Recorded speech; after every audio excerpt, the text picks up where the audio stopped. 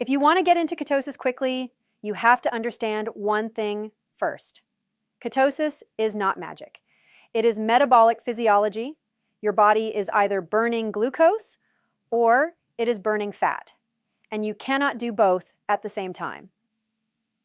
Ketosis happens when insulin drops low enough that your liver begins converting fat into ketones, specifically beta-hydroxybutyrate, which your brain and body can use for fuel. The hormone insulin is the gatekeeper. When insulin is high, fat burning is off. When insulin is low, fat burning turns on. Right now, inside your body, a silent decision is being made. A decision that determines whether you burn fat or store it, whether your energy is steady and powerful or unstable and crashing, whether your metabolism heals or slowly deteriorates. And that decision is controlled by one master switch: insulin. Every time you eat carbohydrates, bread, rice, sugar, cereal, even so-called healthy whole grains, your blood sugar rises. Within minutes, your pancreas releases insulin. Insulin's job is simple: move glucose out of the bloodstream and into cells.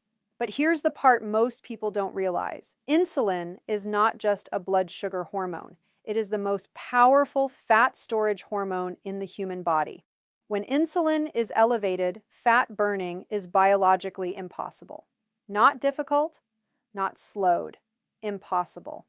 Because insulin blocks lipolysis, the process where stored fat is released from fat cells to be used as fuel. As long as insulin remains high, your body is locked in storage mode. And in the modern world, insulin is almost never low. The average person eats every 2 to 3 hours. Breakfast spikes insulin. A mid-morning snack spikes it again. Lunch spikes it higher. An afternoon coffee with sugar triggers another release. Dinner repeats the cycle. Late-night snacks seal the deal. The body never gets a break. Insulin never falls. Fat burning never begins. Research shows that even a single high-carbohydrate meal can elevate insulin for several hours. Now multiply that by years, decades. This is how metabolic dysfunction quietly develops. When you drop carbohydrates below 20 grams per day, something dramatic happens. Your body begins to exhaust its stored glycogen, the sugar stored in your liver and muscles. Glycogen binds water, which is why the first weight people lose on keto is often water weight. But underneath that water loss is something much more important: falling insulin levels. Within 24 to 48 hours of significant carbohydrate restriction, liver glycogen becomes depleted. And the moment glycogen runs low, the body faces a survival decision. It must switch fuel sources. It must move from glucose dependence to fat reliance. This is not a diet trend. This is human physiology. Anthropological evidence suggests that for most of human history, consistent access to carbohydrates was rare. Periods of fasting, food scarcity, and low carbohydrate intake were common.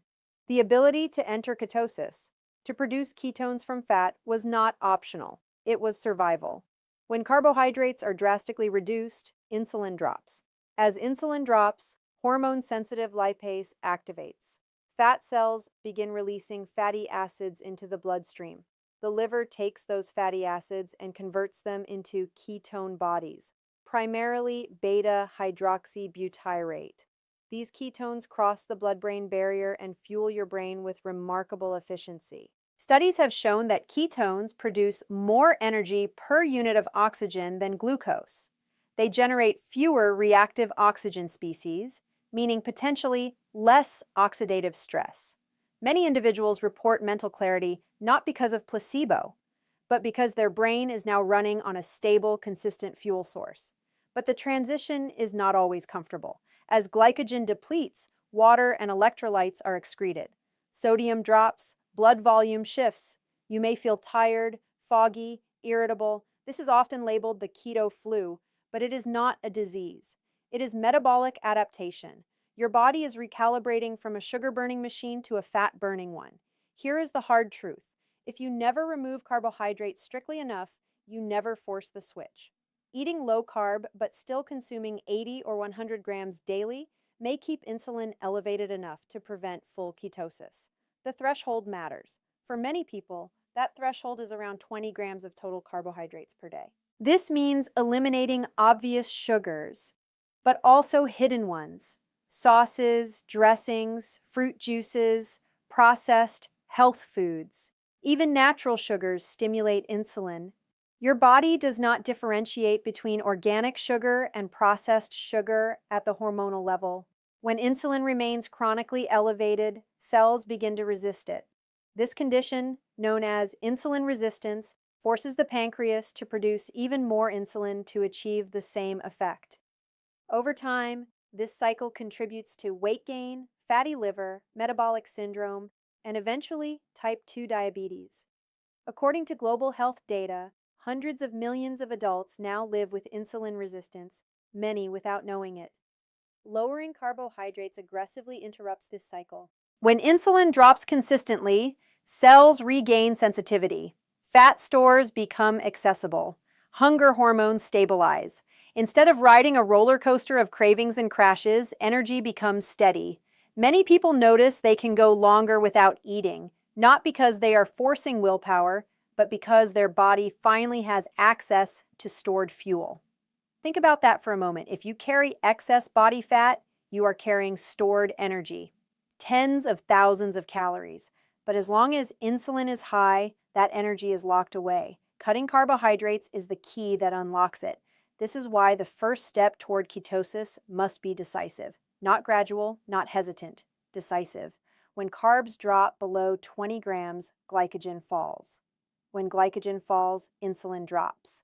When insulin drops, fat is released. When fat is released, ketones are produced. And when ketones rise above 0.5 mmol, your body has officially entered nutritional ketosis. This metabolic shift is measurable. It is not guesswork. Blood ketone meters can confirm the transition, but even without measurement, the signs become clear. Reduced hunger, stable energy, improved focus. However, consistency is everything. One high-carb meal can refill glycogen and raise insulin again, temporarily halting ketone production. That does not mean failure, but it does reset the clock. The body thrives on clear signals. If you send mixed signals, low carb one day, high carb the next, adaptation slows. But if you consistently remove carbohydrates to a strict level, your body adapts faster and more efficiently. There is a powerful psychological component here too. Sugar stimulates dopamine pathways in the brain.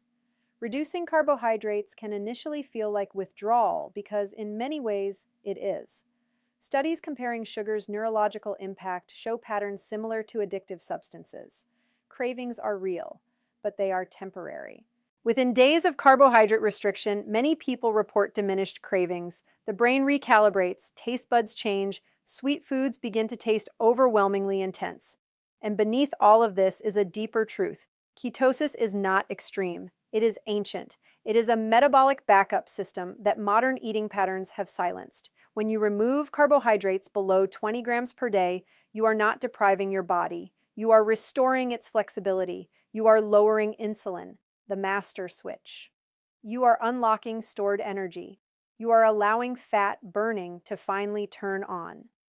The first step into ketosis is bold carbohydrate restriction. It is the foundation. Without it, nothing else works as powerfully. With it, the transformation begins. And once that switch flips, once insulin falls and fat becomes fuel, your body starts doing what it was always designed to do. For decades, we were told that fat was the enemy, that butter would clog our arteries, that egg yolks were dangerous, that the key to health was low-fat everything. And while we were busy fearing fat, something else happened quietly in the background. Insulin levels soared, obesity rates doubled, type 2 diabetes exploded, and metabolic disease became the new normal. Here is the truth that changes everything. When carbohydrates go down, fat must go up, or your metabolism will stall, your hormones will rebel, and your energy will crash. Fat is not the villain. In a low carbohydrate state, fat is the fuel that keeps the engine running. When you restrict carbohydrates, insulin drops. That's the goal. But if you simultaneously restrict fat, your body perceives starvation. Cortisol rises, hunger hormones intensify, cravings become overwhelming. Many people quit keto not because ketosis doesn't work, but because they were afraid to eat enough fat to support the transition. Dietary fat has almost no impact on insulin compared to carbohydrates. Multiple metabolic ward studies have shown that pure fat produces minimal insulin response. That means when you eat healthy fats, you provide energy without turning off fat burning.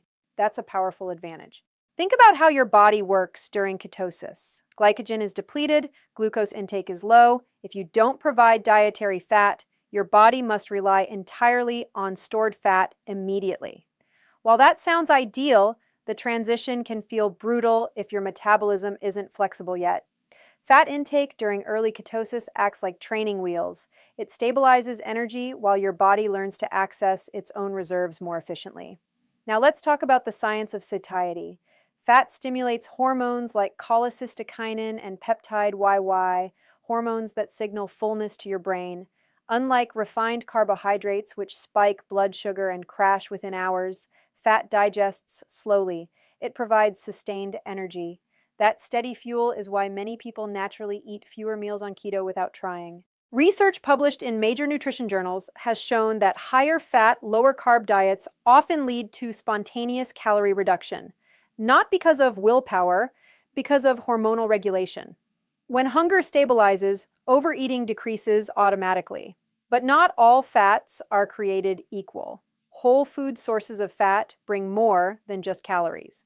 Eggs contain choline, essential for liver health and brain function. Fatty fish like salmon provide omega-3 fatty acids, which have been shown to reduce inflammation and improve cardiovascular markers.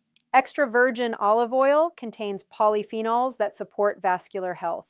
Avocados provide potassium, a critical electrolyte that drops when insulin falls. These are not empty calories. These are metabolic tools. One of the biggest fears people have is that eating fat will make them gain fat. But the body does not store dietary fat efficiently in a low insulin environment. Insulin is the storage signal. Without elevated insulin, dietary fat is far more likely to be burned for energy rather than locked away. In fact, studies comparing low-carb, high-fat diets to low-fat, high-carb diets repeatedly show greater fat loss in the low-carb groups, even when calories are matched. That challenges decades of conventional advice. Here's another critical point. When carbs are low and fat is adequate, ketone production increases. The liver converts fatty acids into ketones like beta-hydroxybutyrate. These ketones are not just fuel, they are signaling molecules. Emerging research suggests ketones may reduce oxidative stress, influence gene expression, and improve mitochondrial efficiency. Your mitochondria, the tiny power plants inside your cells, function more efficiently when fueled by fat and ketones compared to constant glucose spikes, more stable energy, fewer crashes, clearer thinking. But if you try to go low carb and low fat simultaneously, you create a metabolic gray zone.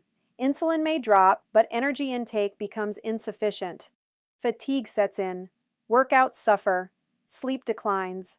The brain, which consumes a significant portion of your daily energy, demands fuel. Without adequate fat, adaptation becomes painful.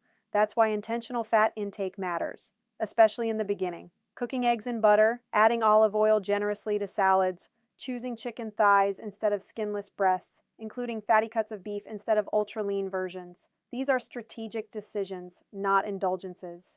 And here's something fascinating. Traditional populations that consumed higher fat diets without excessive processed carbohydrates did not experience modern levels of metabolic disease. The problem was never fat alone. It was the combination of high fat and high refined carbohydrates driving chronic insulin elevation. When you remove carbohydrates and raise healthy fats, you change the hormonal environment entirely. There's also a neurological component. Fat is deeply satisfying. It triggers reward pathways without the addictive spike and crash cycle associated with sugar. Over time, many people report that cravings for sweets diminish dramatically when fat intake is adequate.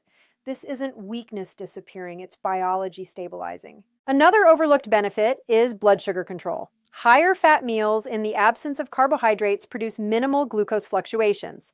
Stable blood sugar reduces energy crashes, brain fog, and irritability. It also reduces the need for constant snacking. Let's address cholesterol, because that concern always surfaces. In many individuals, low-carb, high-fat diets improve triglycerides and increase HDL, often called good cholesterol. Triglyceride reduction is particularly significant because elevated triglycerides are strongly associated with insulin resistance. While individual responses vary and medical supervision is important for those with pre-existing conditions, the blanket fear of dietary fat is no longer supported by modern metabolic research. Fat is also essential for absorbing fat-soluble vitamins A, D, E, and K. Without adequate dietary fat, these nutrients pass through without optimal absorption. Hormone production also depends on healthy fats. Steroid hormones are derived from cholesterol. Chronic low-fat intake can disrupt hormonal balance over time. So when we say increase healthy fats intentionally, we are not encouraging mindless overeating. We are prescribing metabolic support, enough fat to feel satisfied, enough fat to stabilize energy, enough fat to allow insulin to remain low while the body adapts. As weeks pass, something remarkable happens. Your body becomes more efficient at accessing stored fat. Hunger decreases naturally. Some people find they don't need as much added fat as they did in the beginning. That's metabolic flexibility emerging. That's the training wheels coming off. But in the early stages, fear of fat is one of the biggest obstacles to success. If you restrict carbs but remain afraid of butter, afraid of egg yolks, afraid of olive oil, you sabotage the adaptation process. You feel deprived, you blame the diet, and you quit before the breakthrough. Healthy fats are not the enemy of your waistline. In the right hormonal context, low insulin, low carbohydrate, they are the bridge to fat burning. This is not about drowning food in grease. It is about respecting physiology. When glucose is scarce, fat becomes essential. It is the clean burning log you place on the metabolic fire. And once that fire is steady, once your body trusts that fuel is abundant and insulin remains low, fat burning accelerates naturally. So increase healthy fats intentionally. Use them strategically. Let them stabilize you. Let them nourish you. Let them carry you through adaptation. Because when carbohydrates fall and healthy fats rise, something powerful happens inside your cells. Your metabolism stops fighting you and starts working for you. Burn. Protein is powerful. It builds muscle. It repairs tissue. It forms enzymes, hormones, antibodies, the very machinery of life. But in the world of ketosis, protein is not unlimited. It is strategic, because too little protein weakens the body, and too much protein can quietly slow the very fat-burning process you're trying to ignite. This is where most people get it wrong. When carbohydrates are restricted, the body lowers insulin and begins searching for alternative fuel. Fat becomes primary, ketones rise, but protein has a unique metabolic effect. It is not neutral. It stimulates insulin, not as aggressively as sugar, but significantly more than fat. And insulin, even in moderate amounts, can influence how quickly you enter or maintain ketosis. Here's the science that most people never hear. Protein is made of amino acids. When you eat protein, those amino acids enter the bloodstream. Some are used immediately to repair tissue and support muscle protein synthesis. But if intake exceeds the body's needs, certain amino acids can be converted into glucose through a process called gluconeogenesis. Now, gluconeogenesis is not evil. It is essential. Your body must produce a small amount of glucose, even in ketosis. Certain cells require it, but when protein intake becomes excessive, gluconeogenesis can increase enough to elevate blood sugar slightly. That slight rise triggers insulin, and insulin, even at moderate levels, can dampen ketone production. Studies measuring post-meal insulin response show that large servings of lean protein can produce a noticeable insulin spike. Not as dramatic as white bread, but enough to matter in a metabolically sensitive environment like early ketosis. This is why more protein equals more fat loss is a myth in ketogenic adaptation. The goal is not zero protein. The goal is optimal protein. Your muscles are metabolically expensive tissue. Without adequate protein, the body may break down muscle during caloric restriction. That's dangerous. Muscle supports metabolic rate, it regulates glucose disposal, it protects long-term health. Preserving lean mass is non-negotiable. But here's the delicate balance. Too little protein leads to weakness, hair thinning, hormonal disruption, poor recovery, and reduced immune resilience. Too much protein may limit ketosis depth and slow fat adaptation. The sweet spot lies in moderation. Research suggests that for most individuals in ketosis, protein intake around 1.2 to 1.7 grams per kilogram of reference body weight supports muscle preservation without significantly impairing ketone production. That typically translates to moderate palm-sized portions at meals, not oversized steakhouse servings stacked high. And here's where context matters. If someone is highly insulin resistant, even moderate protein may stimulate a stronger insulin response compared to a metabolically flexible individual. That means personalization matters. One-size-fits-all advice fails here. There's another powerful reason to moderate protein: appetite regulation. Protein is satiating, yes, but in very high amounts, especially from lean sources, it can paradoxically increase cravings in some individuals on keto. Why? Because extremely lean protein lacks the dietary fat that provides sustained energy. The body senses incomplete fuel. Hunger signals persist. People eat more frequently. Insulin rises more often. Fat burning slows. That's why ketogenic meals are not just high protein plates. They are balanced. Moderate protein, adequate fat, minimal carbohydrates. Let's talk about gluconeogenesis more clearly because it's often misunderstood. The body does not convert protein into sugar recklessly. It is demand-driven. But demand increases if insulin rises or if dietary fat is insufficient. When you eat excessive protein without adequate fat, your body may lean more heavily on amino acids for glucose production. This is especially relevant during early adaptation, when metabolic flexibility is still developing. There's also evidence showing that deeper levels of ketosis, higher beta-hydroxybutyrate readings, often correlate with slightly lower protein intake within a ketogenic framework. Not zero, not deficient, just controlled. And here's something rarely discussed: longevity science. Research examining mTOR, a cellular growth pathway stimulated by amino acids, particularly leucine, suggests that chronically elevated mTOR activity may accelerate certain aging processes. While protein is essential for muscle maintenance, excessive stimulation of growth pathways without balance may not be ideal long-term. Ketogenic strategies often aim to strike harmony, supporting muscle while avoiding chronic overstimulation. Now imagine this metabolically. You restrict carbohydrates aggressively. Insulin falls. Fat begins to mobilize. But then you consume massive portions of ultra-lean chicken breast 3 times a day. Insulin rises moderately after each meal. Ketone production becomes inconsistent. You feel frustrated. You think ketosis isn't working. The issue isn't carbohydrates anymore. It's protein excess without strategic balance. On the other hand, imagine eating moderate portions: eggs, salmon, beef, chicken thighs, paired with healthy fats like olive oil, butter, or avocado. Insulin rises gently. Fat provides sustained fuel. Ketone production remains steady. Hunger stabilizes. Adaptation accelerates. This is metabolic orchestration. Protein should protect muscle, not compete with fat as primary fuel. There's also the psychological factor. Many people transitioning from standard diets are conditioned to fear fat and overemphasize protein because high-protein dieting has been promoted heavily for weight loss. But ketosis is different. It's a hormonal strategy, not just a calorie strategy. When protein is moderate and fat is sufficient, the body trusts the fuel supply. Cortisol remains more stable.